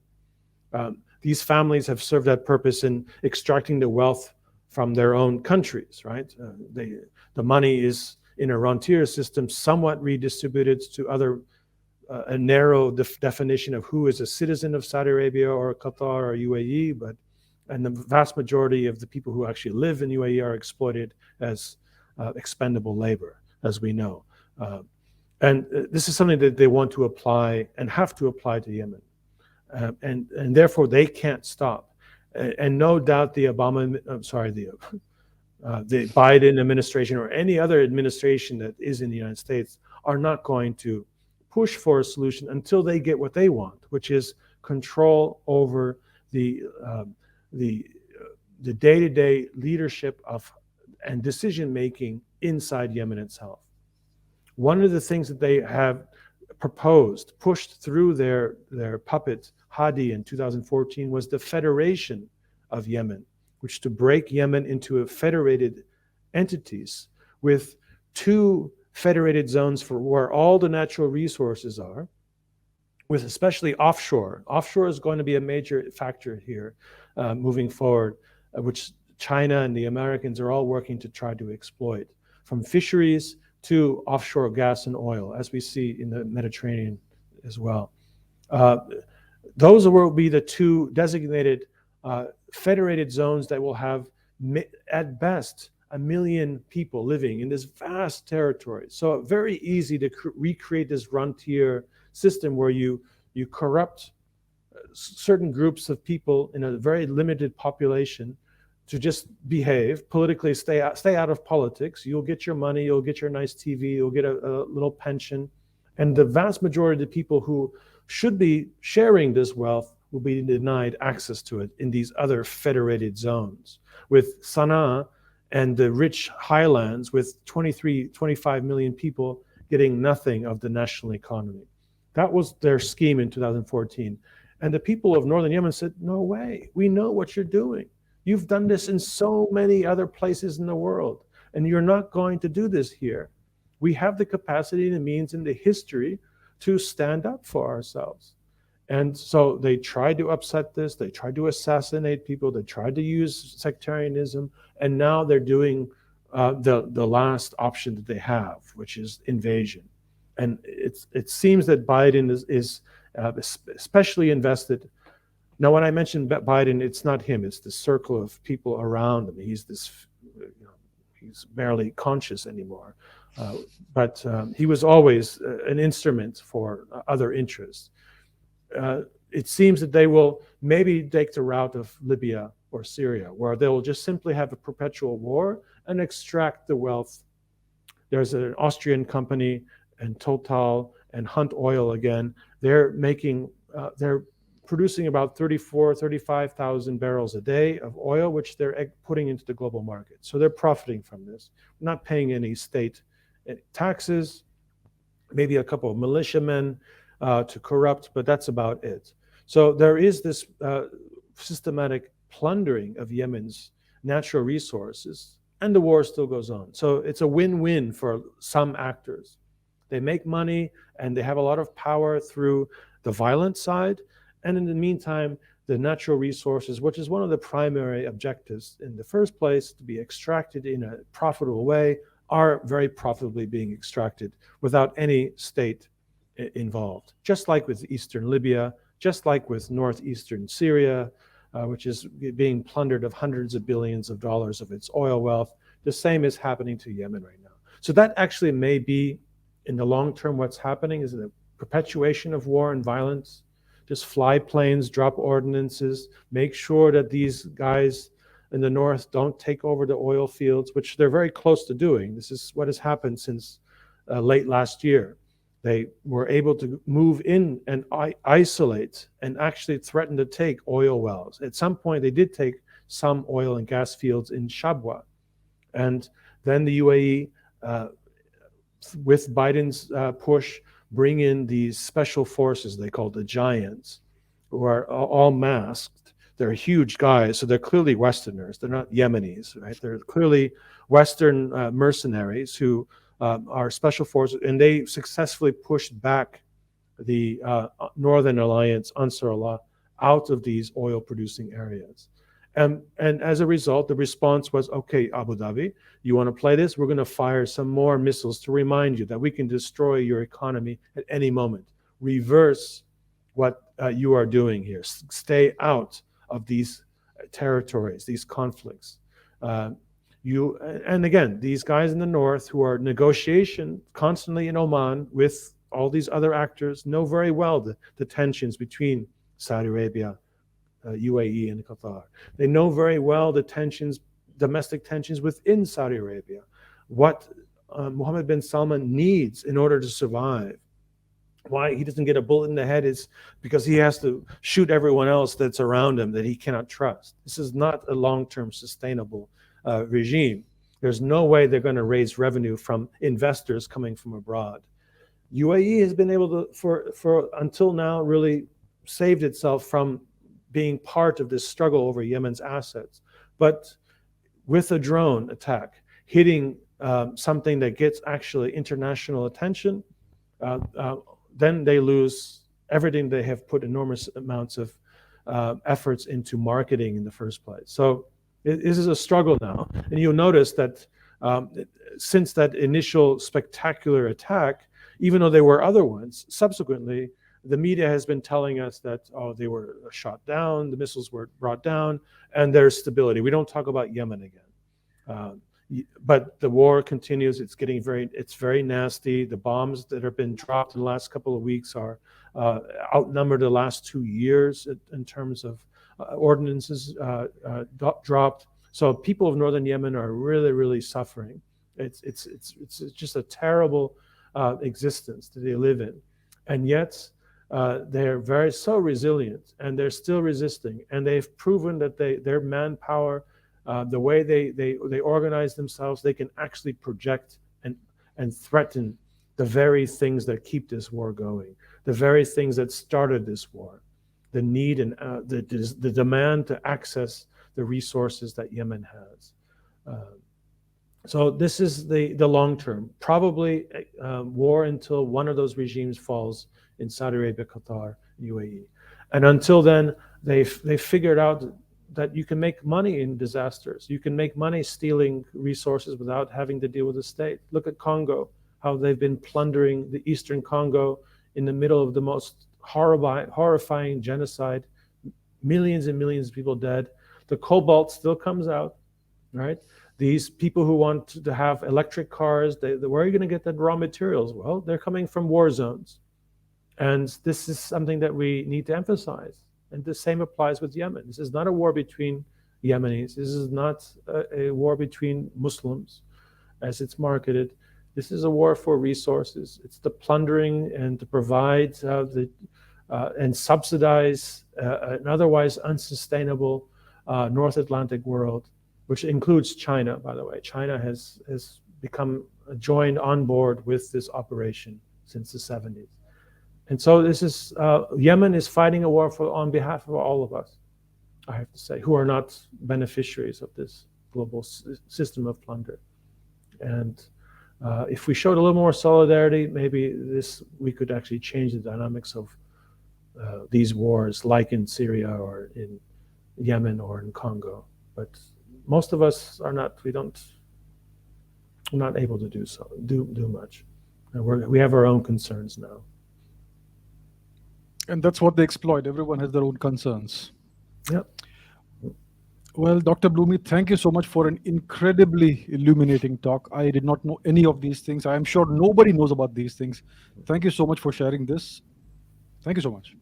Well, so much. Thank you for giving me the opportunity to meet you, and hopefully we can speak again at some point. And take care of yourself. Yeah. You too. Thank you. Thank you.